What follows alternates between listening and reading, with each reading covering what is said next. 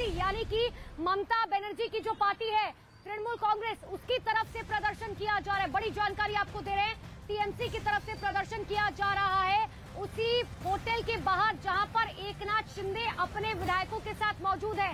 लेकिन देखिए ये तस्वीर हम आपको दिखा रहे हैं, ये तस्वीरें देखिए गुवाहाटी की तस्वीरें जहां पर टीएमसी की तरफ से प्रदर्शन किया जा रहा है और प्रदर्शन करते हुए नारेबाजी वहां पर लगातार की जा रही है, नारेबाजी की जा रही है। आपको याद होगा कि कल भी ऐसा हुआ था कि किस तरीके से शिवसेना के जो समर्थक जो लोग थे, जो कार्यकर्ता थे,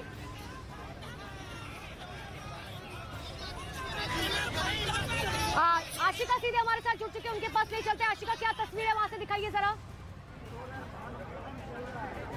बिल्कुल, सबसे पहले तस्वीरें मैं यहाँ की दिखाऊं आपको अनुपमा, और सबसे ज्यादा जो है साथ रही हैं ममता बनर्जी उद्धव ठाकरे के, हमेशा प्रशंसा करती रही हैं। और उसके बाद अब जब उनकी सरकार टूटने की नौबत गुवाहाटी तक पहुंची है तो क्या कह रहे हैं तृणमूल के नेता, वो सबसे पहले जानेंगे। दादा, क्या मांग है? पॉलिटिकल ये सब कर रहे हैं, ये सब बंद करो, ये सब बंद करो। बंद करके हम लोग का जो आदमी पीड़ित है और पीड़ित लोग को पहले साहाय्य दो। तृणमूल कांग्रेस का तो कोई स्टेक है नहीं, तृणमूल कांग्रेस का तो कोई स्टेक यहाँ पर है नहीं। है यहाँ है।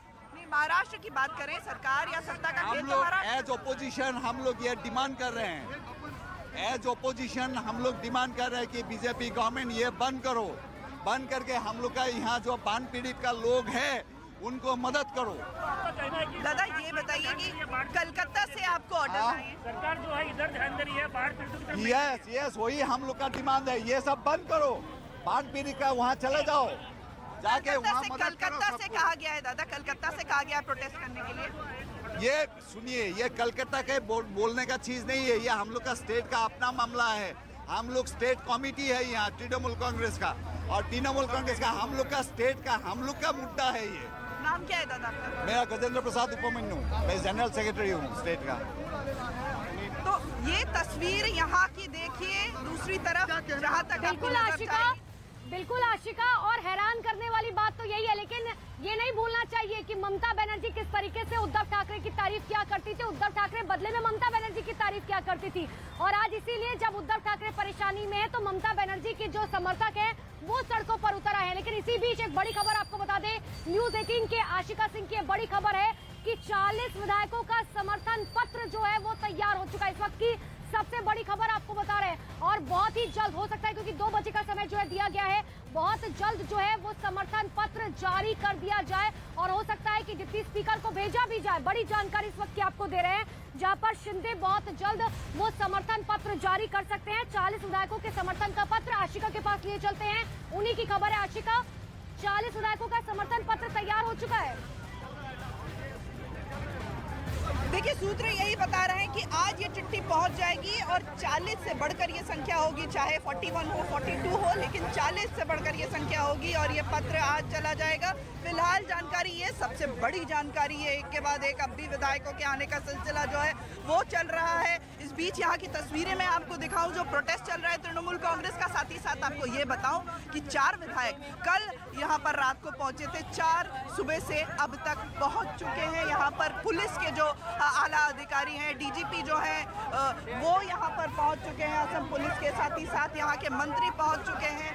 और अब ये तस्वीरें यहाँ पर रक्कस की आपको जो नजर आ रही हैं होटल के बाहर, और दूसरी तरफ खबर ये है कि और भी विधायक कुछ हैं जो गुवाहाटी किसी भी समय पहुंच सकते हैं। तो इस बीच आज संभव है कि एकनाथ शिंदे ने जो ये खेल शुरू किया है सत्ता का, उस पर जो है से पर्दा पूरी तरह से उठ जाए, अपना जो चाल है, जो उनका कदम है वो आज साफ हो जाए।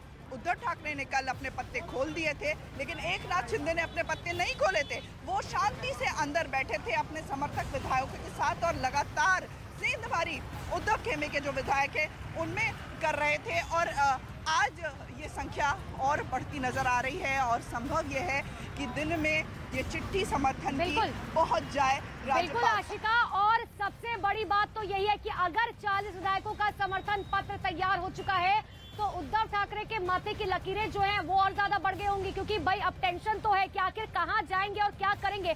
लेकिन इन सब के बीच में देखिए, एक शख्स जिसकी बात हम पिछले 3 दिनों से लगातार कर रहे हैं वो है एकनाथ शिंदे। लेकिन आखिर महाराष्ट्र की सियासत में उनका कद बढ़ा तो बढ़ा कैसे, क्योंकि एक वक्त में उद्धव ठाकरे के सबसे करीबी कहे जाते थे। एक रिपोर्ट के जरिए आपको समझाते हैं कि आखिर एकनाथ शिंदे है कौन और महाराष्ट्र की सियासत में उनका कद आखिर कैसे बढ़ा। देखिए,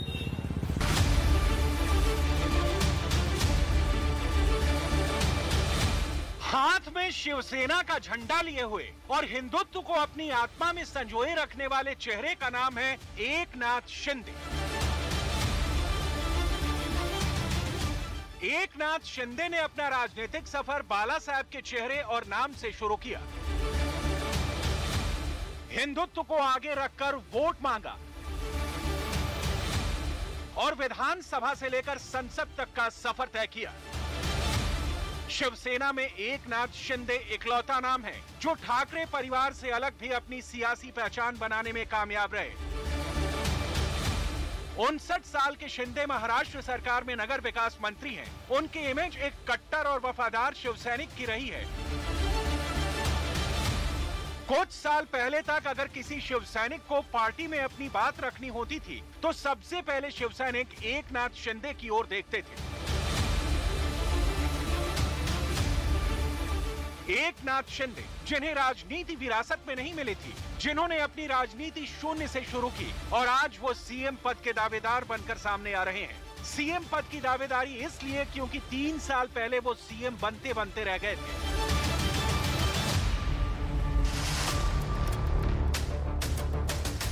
जब ये तय हो गया था कि शिवसेना का ही कोई चेहरा मुख्यमंत्री पद की शपथ लेगा तो महाराष्ट्र में एकनाथ शिंदे के पोस्टर शहर शहर गांव-गांव नजर आने लगे थे। मुख्यमंत्री के नाम पर सिर्फ और सिर्फ एकनाथ शिंदे का नाम उछाला जा रहा था, क्योंकि उद्धव ठाकरे ने सामना में लिखा था कि एक शिवसैनिक ही महाराष्ट्र का मुख्यमंत्री बनेगा। लेकिन इससे पहले कि विधायक दल की कोई बैठक होती और विधायकों से कोई सवाल जवाब होता, मातोश्री से शिवसैनिकों के लिए एक चिट्ठी बाहर आई जिसमें उद्धव ठाकरे का नाम लिखा था।